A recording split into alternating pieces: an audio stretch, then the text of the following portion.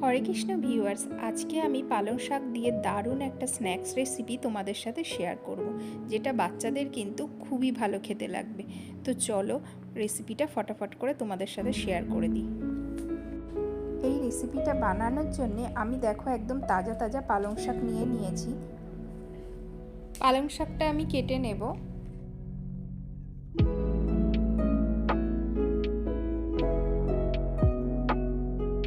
দেখো পালং শাকটা আমি একটু কুচিয়ে কেটে নিয়েছি।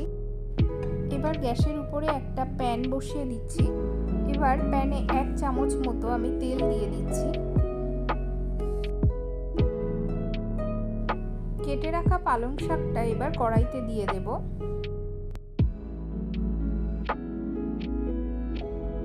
এখন পালং শাকের মধ্যে আমি কিছুই দেব না, নুন হলুদ কোনোটাই দেব না। পালং শাকটাকে ভালো করে নেড়ে চেড়ে মজিয়ে নেব একটু।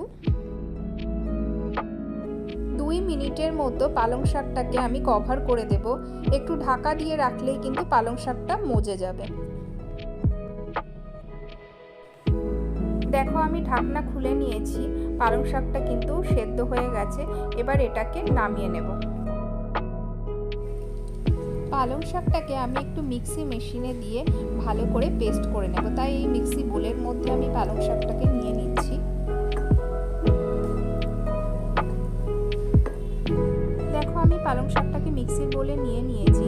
এবার পালং শাকটাকে আমি পেস্ট করে নেব। তো দেখো বন্ধুরা, আমি খুব ভালোভাবে এটাকে পেস্ট করে নিয়েছি। খুব ভালোভাবে পেস্ট করে নিতে হবে, এটার মধ্যে যাতে কোনো লাম্প না থাকে।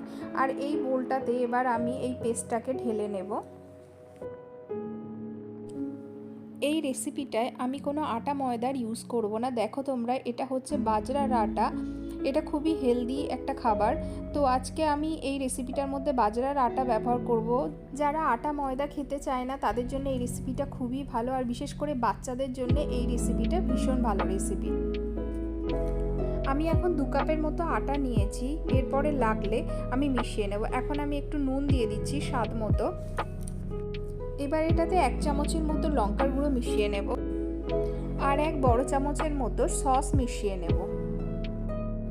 এবার এটাকে খুব ভালো করে আমি মিক্স করব।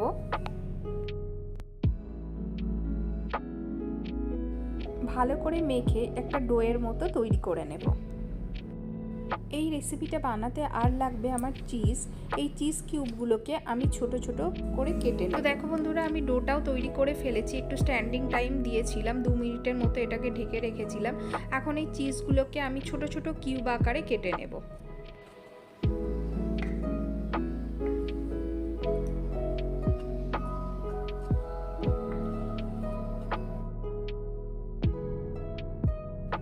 তো বন্ধুরা, এই বলে আমি একটু বাজরার আটা নিয়েছি, আর এখানে আমি একটু চিজ কিউবটা কেটে নিয়েছি, আর ডো।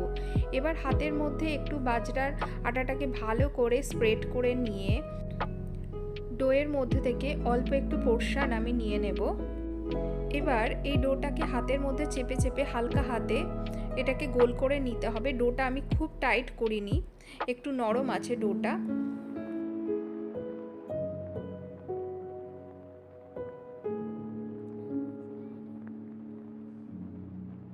তো বন্ধুরা, এইভাবে আমি আরও সবগুলো বানিয়ে নেব।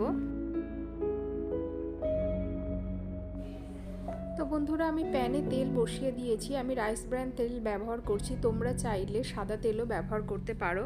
তো আমি ধীরে ধীরে তেলের মধ্যে ছেড়ে দেব।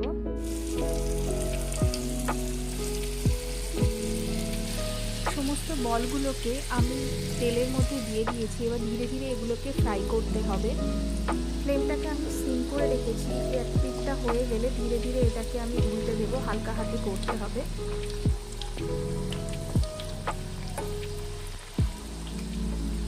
এপিট ওপিট করে ভেজে নিয়েছি। আমার কিন্তু চিজি পালক বল একদম রেডি হয়ে গেছে। এবার এগুলোকে সার্ভ করে দেব।